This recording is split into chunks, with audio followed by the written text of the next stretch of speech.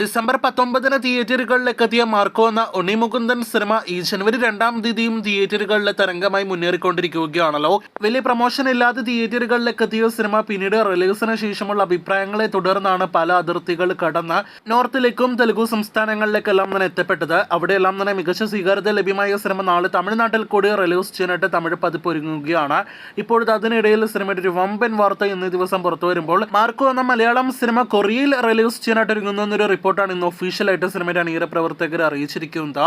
ഒരു ഇന്ത്യൻ സിനിമയുടെ വലിയ ഓപ്പണിംഗ് കൊറിയയിൽ നേടിയെടുക്കുന്ന സിനിമയായിട്ട് മാർക്കോ മാറും എന്നൊക്കെയാണ് ഇതിനോടകം തന്നെ സിനിമയുടെ വിതരണക്കാരുടെ അഭിപ്രായം. കോവിഡ് കാലത്തെല്ലാം തന്നെ ഒരുപാട് കൊറിയൻ സിനിമാ പ്രേമികളാണ് നമ്മുടെ മലയാളികൾക്കിടയിൽ ജനിച്ചത്. എന്തായാലും ഒരു മലയാളം സിനിമ അവിടെ കൊറിയയിൽ പോകുമ്പോൾ, അതും ഒരു വയലൻസ് ആക്ഷൻ സിനിമയെല്ലാം തന്നെ പോകുമ്പോൾ നമുക്ക് കാത്തിരിക്കാം സിനിമയുടെ കൊറിയയിൽ നിന്നുള്ള കൂടുതൽ വാർത്തകൾക്ക്. ഇതിനിടയിൽ മാർക്കോ എന്ന സിനിമയെക്കുറിച്ചുള്ള ഒരു നിരാശാജനകമായ റിപ്പോർട്ട് കഴിഞ്ഞ ആഴ്ച നാം കേട്ടതാണല്ലോ.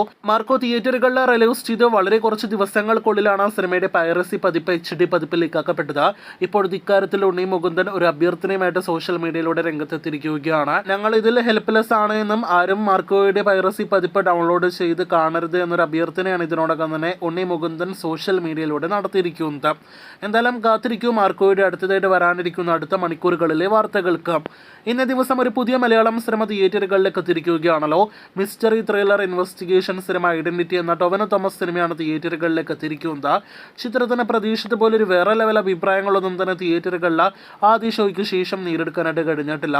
ഇപ്പോഴത്തെ സിനിമയുടെ ആദ്യ ദിവസത്തെ കേരള പ്രീ സെയിൽ അപ്ഡേറ്റ് പുറത്തു വരുമ്പോൾ ഇന്നലെ അർദ്ധരാത്രിയോടെ പുറത്തു വന്ന റിപ്പോർട്ടുകൾ പ്രകാരം 50 ലക്ഷം രൂപയാണ് ഐഡന്റിറ്റിയുടെ ആദ്യ ദിവസത്തെ കേരള പ്രീ സെയിൽ. ARM പോലൊരു വലിയ വിജയത്തിന് ശേഷം തിയേറ്ററുകളിലേക്ക് എത്തിയ ടൊവിനോ സിനിമ തിയേറ്ററുകളിലേക്ക് എത്തിയിട്ടും വലിയ ഹൈപ്പൊന്നും തന്നെ ഐഡന്റിറ്റിക്ക് മികച്ച താരനിര ഉണ്ടായിരുന്നിട്ടും നേടിയെടുക്കാനായിട്ട് കഴിഞ്ഞിരുന്നില്ല. എന്തായാലും സിനിമയുടെ ആദ്യ അഭിപ്രായങ്ങൾ വന്നു തുടങ്ങിയിരിക്കുകയാണ്. നിലവിൽ മോശമല്ലാത്ത ബുക്കിംഗ് ബുക്ക് മൈ ഷോയിൽ കാണാനായിട്ട് കഴിഞ്ഞിട്ടുണ്ട്. നമുക്ക് കാത്തിരിക്കാം സിനിമയുടെ ആദ്യ ദിവസത്തെ ബോക്സ് ഓഫീസിനെ കുറിച്ചുള്ള റിപ്പോർട്ടുകൾ ഇന്ന് രാത്രിയോടെ അറിയാനായിട്ട്.